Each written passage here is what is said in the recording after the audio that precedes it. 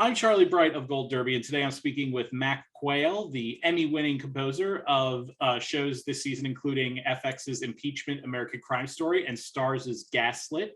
The first thing I want to ask you is, for those two shows, Impeachment and Gaslit, did you try to incorporate any of the distinctive sounds of those eras that they take place in, the 70s and the late 90s, into parts of your score for them?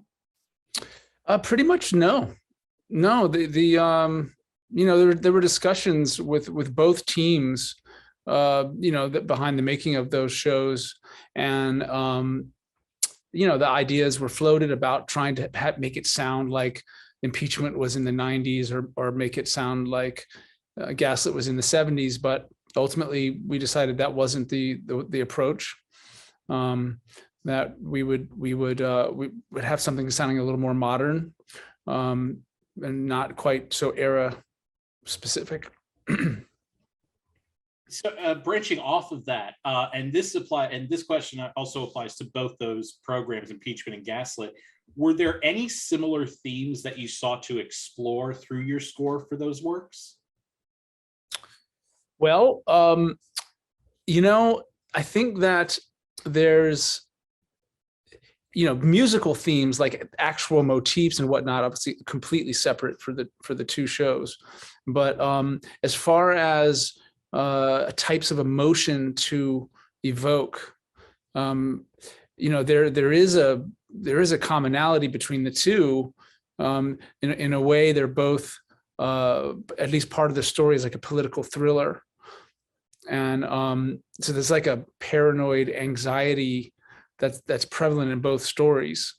And I feel like I did it differently for each one, as far as the way that I tried to evoke that feeling. But I think that you could compare the two as having that similar tension.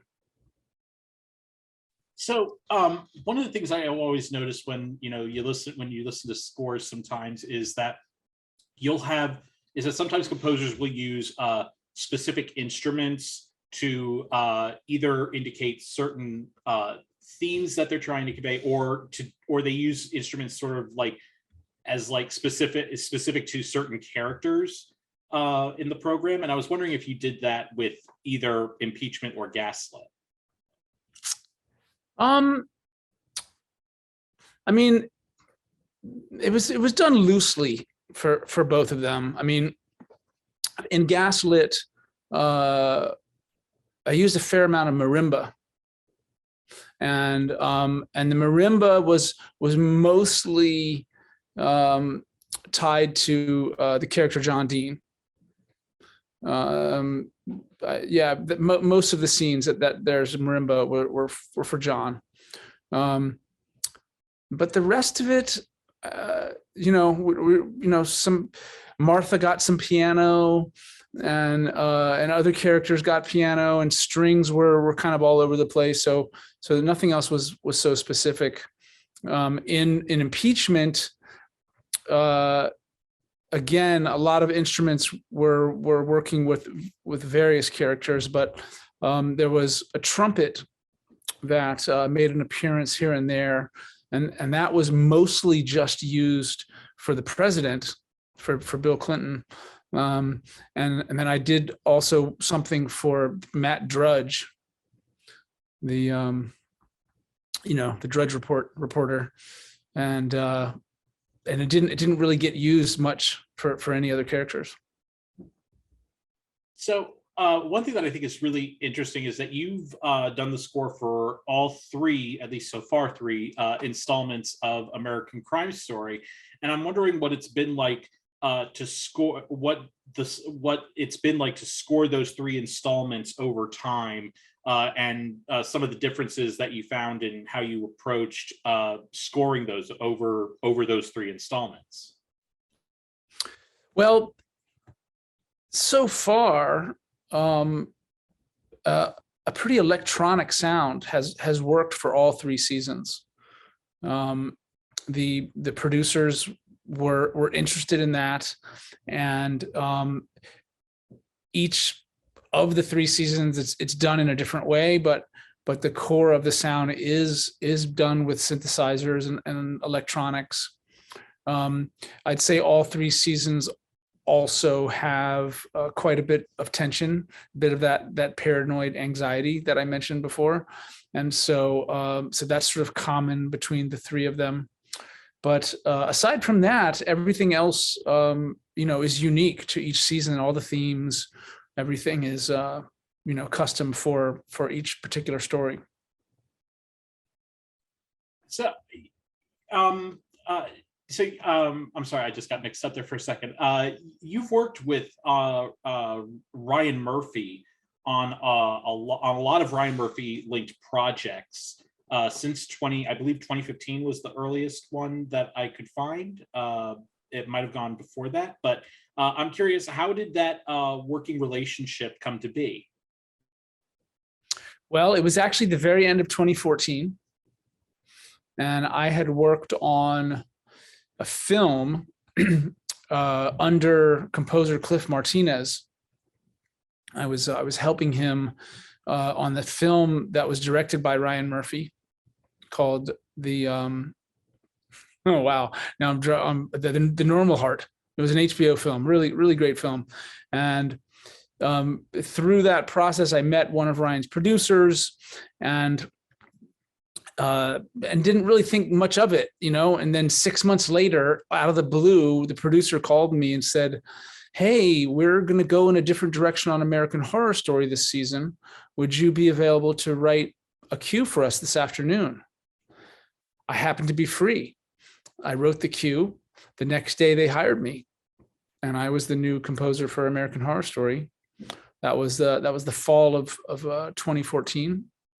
And I think I'm not exactly sure of the count right now, but I think I've done about 10 shows for him since then. So you won an Emmy in 2016 for Mr. Robot, the score you did for that show. I was curious, what was that experience like for you, and how did the picture on your IMDb page come about of you and Sean Callery playing air guitar on your Emmys? Well, I mean, as far as I can tell about these things,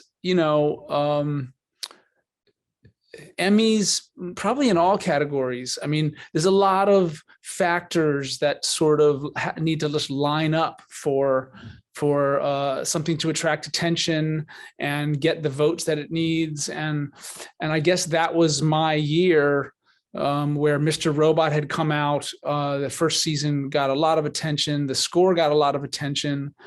And I guess there wasn't any good competition.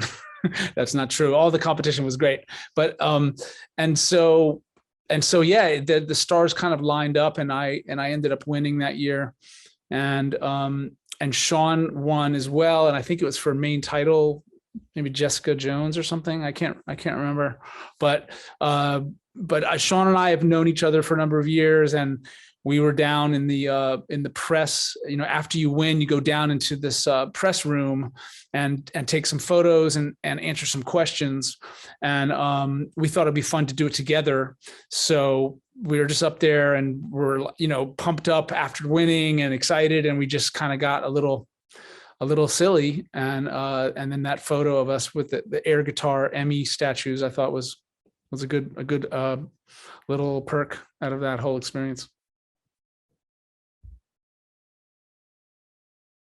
One other question I was trying to remember to ask, that's why I was sort of stammering a bit earlier, was back to Impeachment and Gaslit. Were there any segments of that where you had trouble trying to nail down what you wanted the score to sound like for a certain scene, and it took you a while to get to the right sound for those scenes? I mean, that happens a lot right in the beginning on every project, and it's that process of experimentation and discovery. I've had conversations with the filmmakers. I've listened to examples of music that they like. I've done some research. I've maybe come up with some sounds, and now it's time to like try and create the first pieces of music that are going to end up defining the sound of the show. And it's exciting, but it's challenging. There's a blank page there. I don't know what I'm going to do. And even though I've done it now many times, I sort of forget that I know how to do it. But I just start experimenting and coming up with motifs and themes and sounds, and eventually end up with something that I'm happy with, and now present it to the filmmakers in hopes that they'll also like it as well. And fortunately, these groups of filmmakers that I've been able to work with, they're really good collaborators. So they'll know almost right away if I'm in the right direction, and they'll say, "This is great, we love it," or "It's almost, why don't we make a couple of changes?" And they give me some ideas that then we tweak it, and it makes it better. And there it is. The sound for the show has been born. But yeah, it's a little bit of a struggle always in the beginning. Well, Mac, thank you so much for joining us. We wish you all the best over this award season. And to all of our viewers, please like, share, and subscribe. And make sure to go to goldderby.com and use the Gold Derby app to make your predictions for this year's Emmys. Thanks so much, Mac. Thank you.